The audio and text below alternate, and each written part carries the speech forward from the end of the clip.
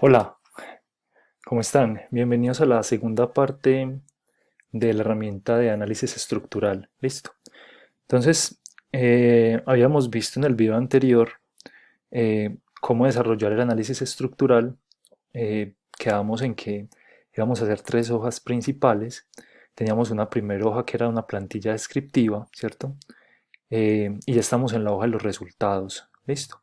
Entonces, quedamos en el video anterior que íbamos a hacer entonces las ecuaciones de la dependencia y la motricidad y el máximo eje Y y el máximo eje X. Y que estos nos servían para hacer este gráfico. Entonces aquí está máximo eje Y y máximo eje X. Listo. Entonces teníamos esto. Vamos entonces a desarrollar esas fórmulas. Entonces, la dependencia y la motricidad son simplemente dos fórmulas de sumatoria de lo que hay por cada una de las variables. Entonces voy a hacer una fórmula de suma y voy a sumar toda la columna. Listo. Entonces esta es la dependencia para cada una de las variables. Miren que yo solamente lo llevo hasta acá, no me interesa llevar la fórmula más adelante. Listo. Entonces digamos que vehículos, por ejemplo, tendrá una dependencia de 4. Esta otra variable va a tener una dependencia de 7 y así. Entonces estos son los resultados de dependencia. Los resultados de motricidad son exactamente iguales. Entonces voy a seleccionar estos y simplemente los arrastro y los arrastro hasta acá, que es lo que yo necesito aquí como variables. Entonces esta variable vehículos va a tener de motricidad, va a tener 1. Esta otra variable de motricidad va a tener 5, esta variable va a tener 2 y así sucesivamente. Listo. Entonces esto es lo que yo voy a graficar, eso es lo que yo voy a graficar en este recuadro. Listo. Bueno, y vamos a ver cuáles son esos ejes. Entonces, para calcular el máximo del eje X, voy a utilizar la siguiente función. Entonces voy a abrir paréntesis y voy a mirar cuál es el número de variables. Entonces, para mirar cuál es el número de variables, voy a colocar una función que se llama contará. Entonces, esta función de contará me va a ayudar a contar todas las variables que existen acá. Listo. Entonces, función de contará y eso lo voy a multiplicar por 5. ¿De acuerdo? Y eso lo voy a dividir por otra vez contará,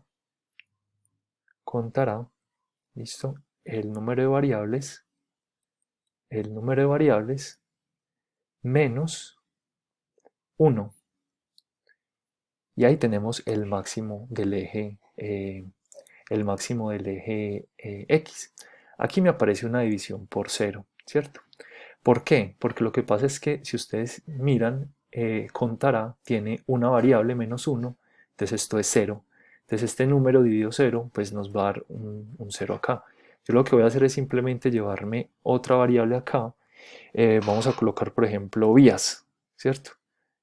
Vamos a colocar vías. Listo, voy a llevar estos resultados. Voy a referenciar, voy a referenciar esto.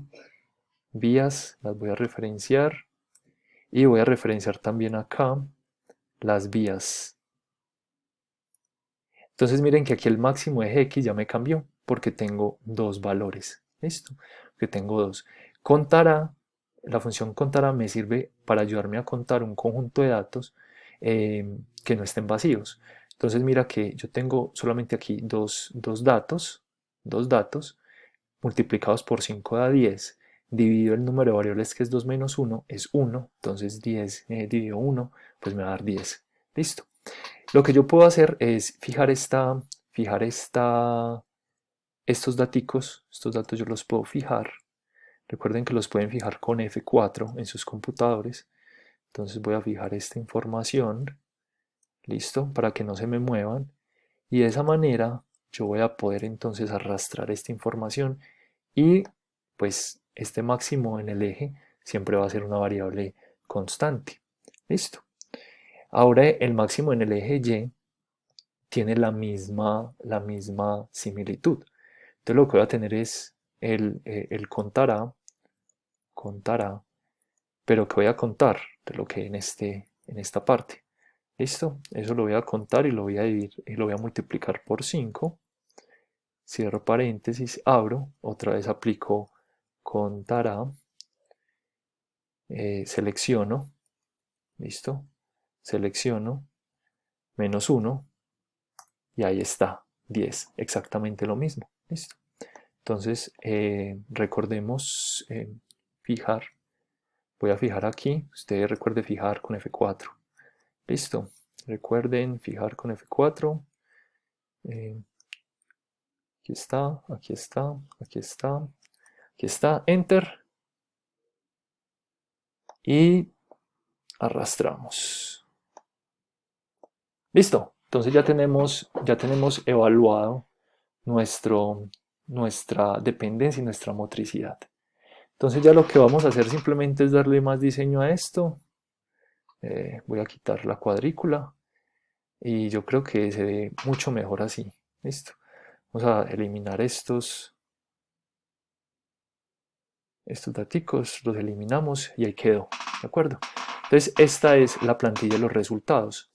¿Qué es lo que vamos a graficar? Lo que vamos a graficar es lo que hay acá.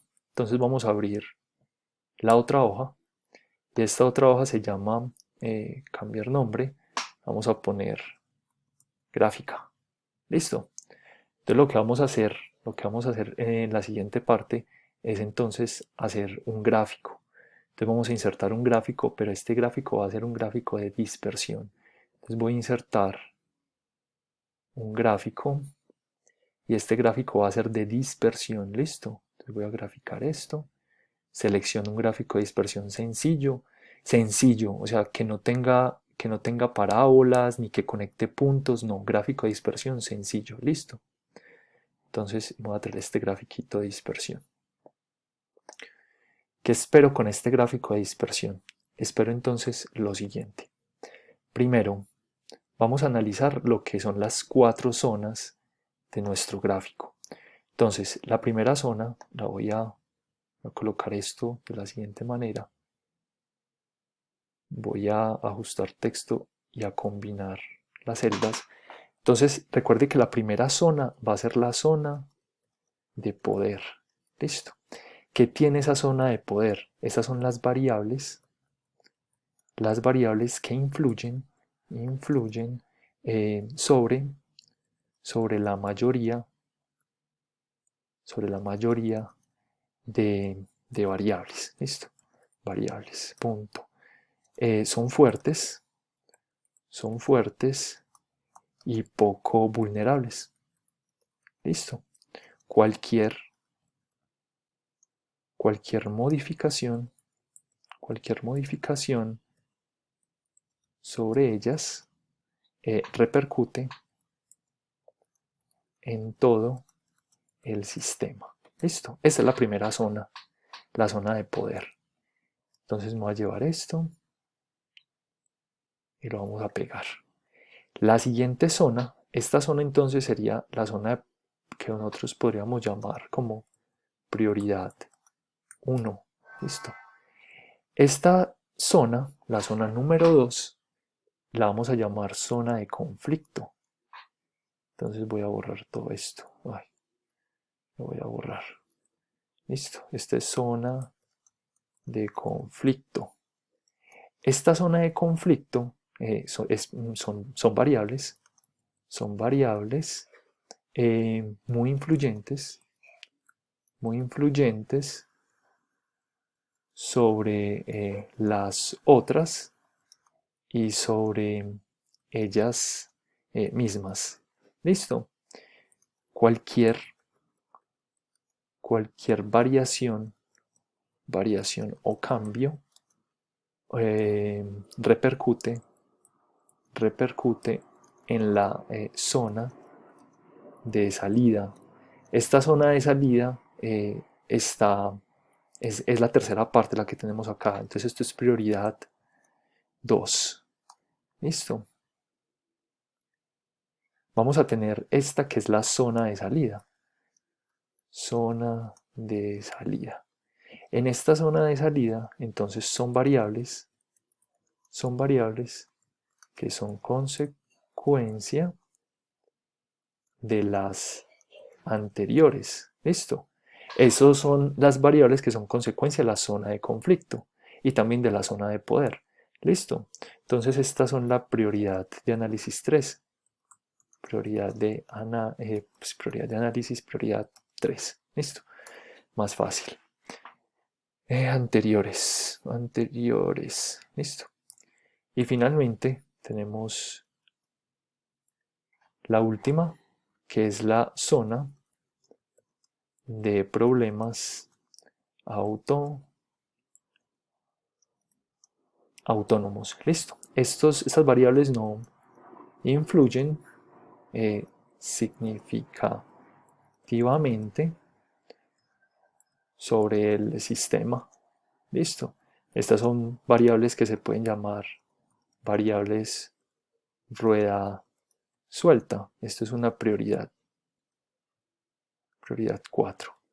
¿De acuerdo? Entonces, estas son nuestras 4 zonas donde nos vamos a centrar, donde nos vamos a focalizar. Nosotros vimos en el blog, aquí hay 5 zonas.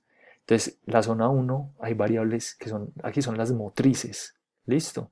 Aquí son las variables dependientes y hay unas variables de enlace. Recuerden que cuando hacíamos los diagramas causales, teníamos unas variables que les entran datos y que sacan también información, o sea, les entra información y les sale información en la misma medida. Esas son variables de enlace. Las variables motrices son las que más arrojan, son las que más dan, y las variables dependientes son las que más reciben. ¿Listo? Y aquí variables menos importantes que realmente no influyen, o sea que casi que el resultado o la calificación sobre esas variables es nula, no tienen relevancia con ninguna otra variable. Listo. Entonces, ya con esto, lo que nosotros vamos a hacer es simplemente el gráfico. Entonces voy a quitar esto. Voy a quitar esta cuadrícula. Listo. Vamos a hacer entonces este grafiquito. Este gráfico lo vamos a hacer. Entonces vamos a seleccionar los datos. Entonces seleccionemos los datos para este gráfico. Bueno, entonces voy a seleccionar los datos. Entonces selecciono el conjunto de datos. Vamos a agregar las siguientes series. Entonces voy a agregar una serie. Listo. Me están preguntando los valores de la X y los valores de la Y. Entonces los valores de la X y los valores de la Y están en la tabla de resultados. Entonces vamos con los valores de la X. Me voy a los resultados. Voy a seleccionar el máximo eje X. ¿Listo? Y me están preguntando los valores del eje Y. Entonces voy a seleccionar el máximo eje Y.